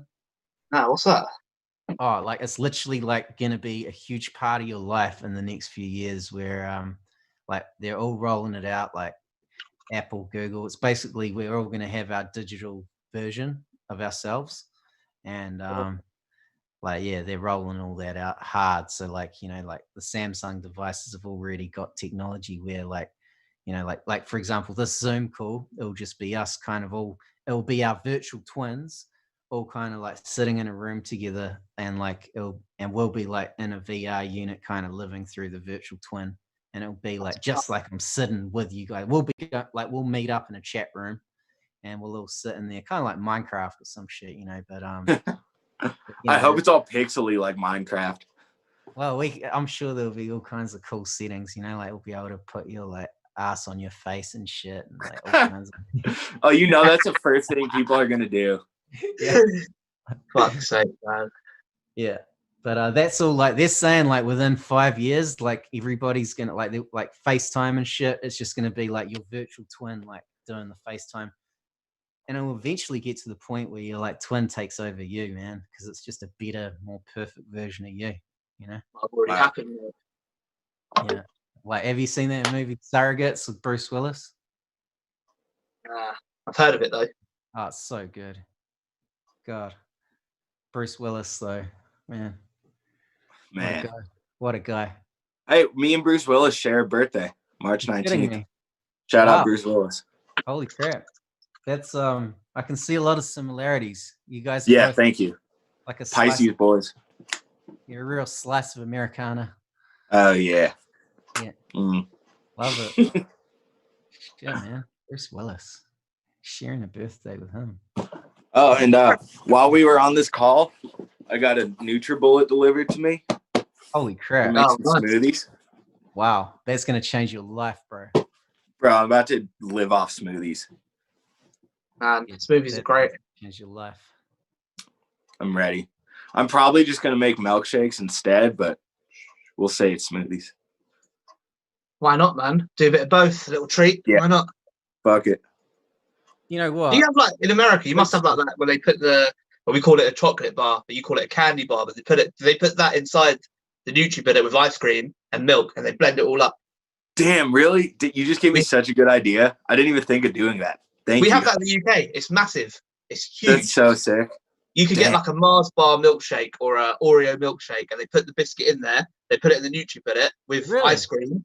Oh yeah, God. Man, it's like massive. Like every flavor you could think of. Like even biscuits, like traditional English biscuits, they'll do a milkshake on it. Like it's great. That's so you got two business ventures to start. One on kebabs, UK kebabs in America. One of the chocolate milkshakes, man. We're starting a restaurant, boys. What should we call it? Like something. It has to be edgy. Like call it like deep dub. Something. Deep, dark, and delicious. Deep, dark, and delicious. Perfect. The speciality is like octopus, isn't it? Oh man, just calamari and milkshakes. Oh, that calamari and outlet, man. Fuck. Sounds like a 3 a.m. restaurant. Late night calamari and dubstep. Deep, dark, and drunk as fuck eating calamari. And I'll be like frying up the calamari and also like doing a bit of a mix on the side, you know. Yeah, the restaurant just goes to shit because none of us can run a restaurant because we just keep DJing. It happens. It happens. Man. We can make Phil the head waiter, man. He'll keep it running for us. Yeah, Phil, Tristan. No, Phil will bloody drink the whole bloody bar. You put us under, mate. He's too busy cycling. Yeah, he's too busy cycling now. I'd say. God damn. What's that potato thing that you used to always order in Croatia? It was like potato with green spinach or something. What was it called? Oh yeah. It's called Schwimfart or something. Swiss chard. Yeah. That was banging. Yeah, I like that one. I miss Croatia, man. Like we've been going like 10 years straight, and then this year it was just like, no, not happening. No calamari for you. Oh, damn it! No calamari this year. I knew I felt off in my body. I was just like, I haven't had my squid intake this year or beach, and I haven't actually swum in water since Croatia 2019. So I'm pissed off I didn't get my annual dip in the sea. Damn. Yeah, first world problems, mate. Annual dip. Missed my annual dip. Yeah, it's only once a year. My skin kind of sheds. Like I get this new reptilian kind of thing going on my spinal cord and all that. Anyway, my spinal cord comes out of my back once a year. I was about to say that, and I was like, "That's too much information for the video." Shit. I just feel hungry, man. Yeah, me too, dude. Too much about food. Don't worry, you got to just survive another. We've got 16 minutes to go, and then we're gonna wrap it up. So no more food talk. Yeah, I'm getting hungry too. Right now, let's do one more question. Favorite starter before the main course? Like, what is the favorite starter? If you could pick any starter, what would it be? The fucking big ass soft pretzel with beer cheese. Oh, right. That sounds bad to me. I've never had that, but it sounds great. Oh, it's just a giant, super soft, buttery pretzel with beer cheese to dip it in. It's fucking Is it in that pretzel shape? Yeah. Fuck. Yeah. They're fucking Damn. good. That sounds good. Damn. That does sound good. I Yeah. definitely, I have to draw for the calamari, man. Like, that's always a good one. Yeah, bit of fried calamari. Yeah, I mean, for me, it really depends what cuisine. You know, like if I'm at like Vietnamese, I'll always get like some fresh spring rolls. You know what I mean? Yeah. We got lots of good Vietnamese food out in Denver. There's this place, New Saigon, and like it got me into Vietnamese coffee, and like that shit is fucking. Yeah. It's so strong. Coffee. Yeah. Yeah, it's like this drip coffee. Like they give it to you in this cup with like this drip thing over it, and like I think it has sweetened condensed milk in it, and like it's just really strong. Gets you going. Great. Yeah. I do love a coffee. And saying chips and dope ass guac. I love a bit of guac too. I love dope ass guac. Well, not ass guac. Oh God.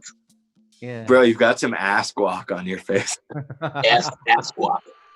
Oh God. We'd be like ass guap, isn't it? It sounds fucking ridiculous when you say ass and I say ass. It's like, yeah, mate, you got a bit of ass guap on your lip there, Gav. Like, sounds ridiculous. Did you always? That was one thing. Well, sorry, when I was in America, when I was hearing my own accent, surrounded by Americans, I thought I sounded like a fucking chimney sweeper, mate. It was fucking mad. Like, yeah, I thought my accent multiplied by 50 or something. It was weird, but it didn't. Yeah. It stayed the same, but it just, just freaked me out, man. Nah, I remember when I first started touring America, when I was like real stoned at a show or something, I started to hear my own accent for the first time, and it tripped me out. And people were like, you know, every now and then I'd get some dickhead like thinking that I was like some American guy trying to put on a British accent. Oh, for fuck's sake. Like they just never heard a New Zealand accent before, so they were like, oh yeah, this is just some fucking American guy like trying to speak all British and all that because he thinks he's a British guy. I was like, nah, this is called New Zealand accent, bro. That's fucking bad. The guy was made this way. Yeah. On this way, man. But like I always thought like when I came over here, like it was weird saying like things like, you know, like you know how like you see in the movies like kiss my ass. Like it's weird like if you say like kiss my ass, you know, it's just like it doesn't sound right, you know. It was it's just bad. Like, you know, like people like asshole and it's like arsehole. Arsehole. Well, actually, we spell ass in New Zealand A-R-S-E. We don't spell A-S-S. That's how we spell ass. A-R-S-E. Yeah, wow. Same in. Yeah. Yeah, we just gotta see Americans. We're a little. That's too many letters. We just go ASS. Which is funny because you guys usually love sliding a little R anywhere you can. You know, you guys will be like, you just put R's on everything. You know, you're like color. Yeah, water. color. You know, I remember like talking to the air hostesses like out here, you're like water, and they're like what? And then you're like water. You know, water. You put R on, and then they like understand. You guys love it. R. Gatorade. Yeah, that's why it's weird that you don't say arse. When I asked for sparkling water, they didn't know what the fuck I was saying. Oh, really? That's weird because if someone says sparkling water, I know exactly what they're talking about. Yeah, but to them, I sound like, excuse me, madam, can I have a sparkling water, please? I probably sound like that. I don't blame them for not fucking understanding me, man. Yeah. I've only been to Denver once. When I went there, I stayed at this Airbnb. I didn't realise there was another man living there. I thought it was just like, sick little crib for a day or whatever. Some other man being like, he was living there, and I thought, what the fuck's going on? And like, he gave me the key, and he couldn't understand a word I was saying. He's probably thinking like, who the fuck is this guy? Like this Indian English guy in my house in the middle of suburbia Denver. And he gave me a key to the front door, and I went and played the show. I came back, I couldn't fucking open the front door, man. I was putting it in, I was turning it, I was fucking doing everything. I was on Google, putting in the serial number of the handle to see like, is there a way that Americans open doors? And I was thinking, nah, this is fucked. Like, I'm standing outside someone's house at 5 a.m, trying to open the front door. I had to ring it. He was not happy, man, but he literally didn't understand the fucking word I said. Like, it was bad. That's what I was scared, man. I was like, what am I doing? It looks like breaking into some guy's house. Like, yeah, right. Like, this is a fucking setup. Mate, he's like, you're lucky he didn't call the bloody, the anti-terrorism fucking squad on you or something. Oh, mate, fucking guys like us don't fucking. In some parts of America, right? They're like, there's a guy with a dark beard with a foreign accent. Like, what accent does he have? And they're like, foreign. Gosh. Yeah, I know. They don't care where you're from. Okay, let me tell you something really fucked up. I was at Costco the other day, and because we got a Costco nearby, and I for me, like, Costco's the American dream. Like, coming from New Zealand, where like we just didn't have access to like such a huge amount of like consumer goods, just like that. It's like, whoa. So I always kind of get excited, and I was like loving it. You know, I got my executive Costco fucking membership and all that. High roller in the place, bro. I'm like, yeah, I'm very stoked with that. And like, you know, I was there, and then I got to the counter, and the lady's acting all weird and rude, and she was saying like, what's that accent? I said New Zealand, and she's like, that's where Epstein Island is. I was like, that's where Epstein's from. I was like, nah. Yeah, bro. Like, literally, as I'm fucking checking out at the counter, and she started like, and she just like didn't like me because like I had a foreign accent, and in her head, that's where Epstein's from, New Zealand. I was like, I said to her, nah. His island was in the Caribbean. That's like closer to fucking Florida than it is to New Zealand. And she's like, she didn't believe me. She just thought I was making it up. She's like, and she looked kind of like uncomfortable and nervous. Like, I was trying to like cheer her up and be like, oh no. Like, you know, and she's like, New Zealand, Epstein. That was the immediate connection. I was just like, wow, people make some interesting. That's fucked. Yeah. It's fucking like when I stayed at a hotel, like this road in Denver, Colfax Avenue, some ghetto place, bro. Oh, dude, Colfax. Shout out Colfax. Some man cornered me in the lift or the elevator, whatever you call it. Like, he was like literally like face to face with me. He's like, "Where are you from, man?" I'm like, oh, Jesus Christ! He was away from me. Like, as soon as he heard my accent and I walked in, he just jumped off his seat and he came storming over. And he was like, "Where are you from, man?" All like puffed out and shit. I was like, "What the fuck's going on here?" I swear we're not all like that. There's some good people here too. Amazing. Like, he was off his fucking head, man. It's like the last thing you needed when the first place that you're gonna sleep, some bloke corners you, but it's like it was obviously like a bit of a dodgy area, like a bit. Like, it wasn't, you know what I mean? It wasn't a safe place. Yeah. What I gathered. Colfax is a pretty shady spot. I went to high school on Colfax. It was it was a hoot. Let me tell you. How long is it's like Colfax is proper long, isn't it? It's the longest like continuous street in the United States as far as just like a street that goes like straight forever. Yeah. Wow. How long is it? 49 miles. Yeah, it's a hell of a street. That's the thing. Like, West Colfax is pretty nice. East Colfax is gnarly, and then by the time you get to the end, there's not much. So the whole thing is it's not 49 miles of sketchiness, but still pretty sketchy. Subsections, yeah. It's a long enough street to have like different like zones. Yeah, that's crazy. Like, the longest road we have in the UK is the M1, and it's under 200 miles long. So yeah, that's a freeway. Yeah, it's like a motorway. It's not. Yeah, no one lives in it. It's just freeway. Yeah. That's 200 miles long though. It's crazy. So when you came to the States, did you go anywhere else apart from Denver, or was it just Denver, man? Yeah. For the and you played a black box show, right? Yeah, I played 2 nights there. Sick. It's good, man. I enjoyed it. It was like a different vibe though, like completely different to the British dance, but in a good way. It was like people were really nice. Yeah, it felt like a dream, man. Like, so tell me, like, for you being like a proper British lad, you know, you grew up there. You know, when I met you, you were saying to me, "Look, Dre, I haven't really traveled that much. I barely even fly planes. I lived in London my whole life, and you know that's understandable because London's an amazing big city with so much different shit. I can see why no one leaves it. It's the same, we touched on it last week. People saying, it blows my mind that only 50% of Americans have a passport. It's like, well, it's because America's got a lot of shit. You got beaches, you got mountains, you got deserts. It's a big ass place. So, I can understand someone not traveling much if you live in a place like that. But as soon as I started traveling, it's like it's life changing, isn't it? Like I've been to Iceland and I've seen the Northern Lights. Been to America, in Italy. Like, yeah, I like traveling now. But before, I don't know, like I was scared of flying and stuff. But I mean, the longest flight I've been on was probably that America one, and it wasn't too bad. So but I'd definitely like to go back there one day. Yeah, man. Well, hey, you'll be coming back for sure. I'd say once things start getting back to doing shows and all that jazz. Everyone wear your fucking masks, you dweebs. Yeah.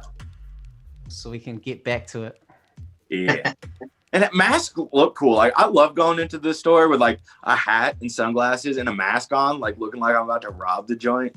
Bro, it's a great feeling. Yeah, like I was wearing those masks like before they were making us wear them, just because I like wearing masks. I used to wear masks on long haul flights all the time, and people would look at me like I was funny and be like, okay, Mr. Cool Guy. Yeah, and even at the start of this year, before the pandemic like hit America and they were talking about it happening in China and shit, I was wearing masks on the plane, and like I was getting like old couples and shit like staring at me like, look at this dickhead with his mask on. But it's just like, I don't see, like, I don't know. For me personally, I don't even fucking really notice it being on my face. It's like a very, very small kind of price to pay for the greater good. So yeah, exactly. So I get people like, my freedom, blah blah blah. It's like, are you really worried about a cloth on your face? Like, yeah, God, Jesus, got bigger things to worry about, mate. Like, yeah. Like what do they do when their undies go up their ass? They get fucking go protest. Freedom. It is crazy, man. All that mask stuff. Yeah, but hey, I don't know what's going on with all that shit. I just hope it fucking. I hope we can beat it soon. Yeah. Humanity can win against the killer virus. Woo! Humanity. Yeah. Yeah, it's insane, really, how it's all panned out. Yeah, but hey, I mean, the way I look at it is like we've made it through this shit. Like we're all like a little bit tougher now. Like, if you make it through like the fucking what feels like the end of the world, like I feel like we'll be ready for some shit. Yeah. Yeah, a bit of preparation has gone in.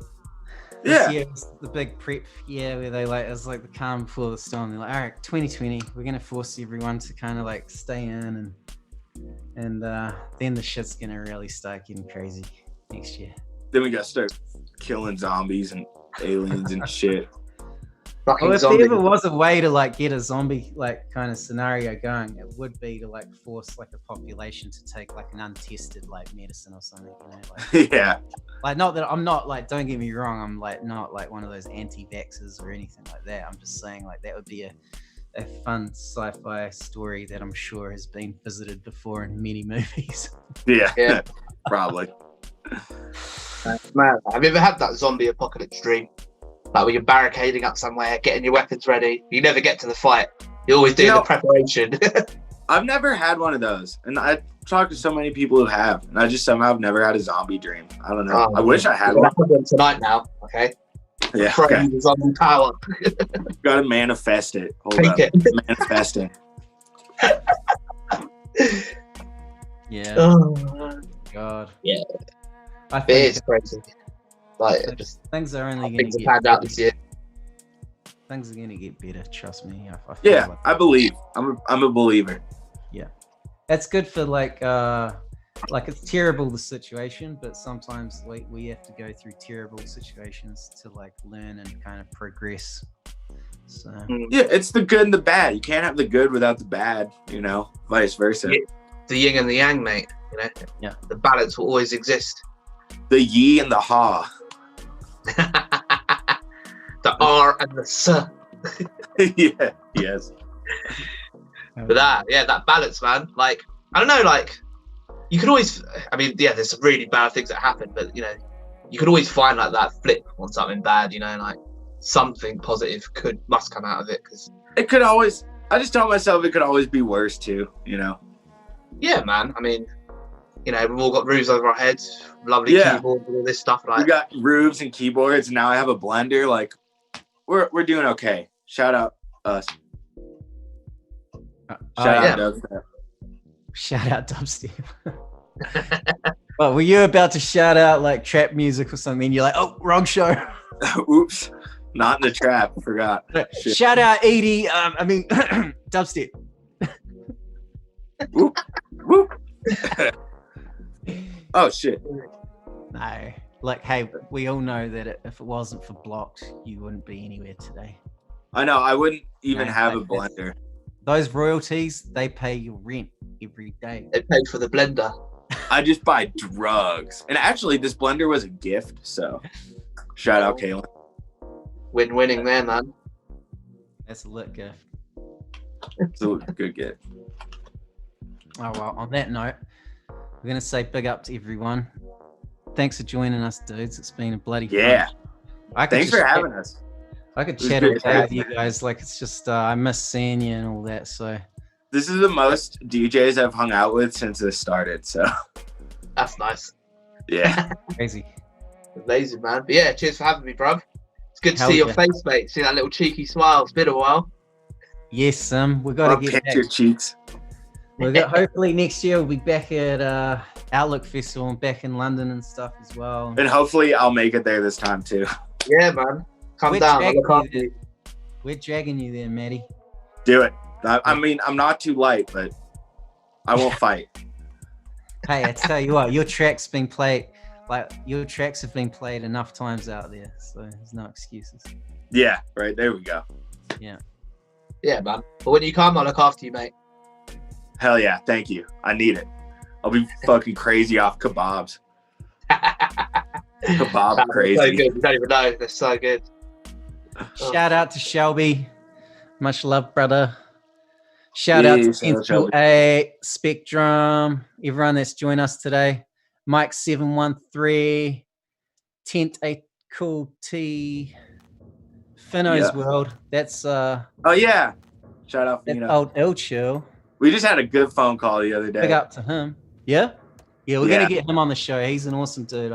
Dude, we talked about like gardening and reading and like mental health. Like, he's a great fucking guy. A wise man. Yeah, I miss him a lot. He's a character and he's got a lot of good stuff to say. So we'll definitely get him on the show too.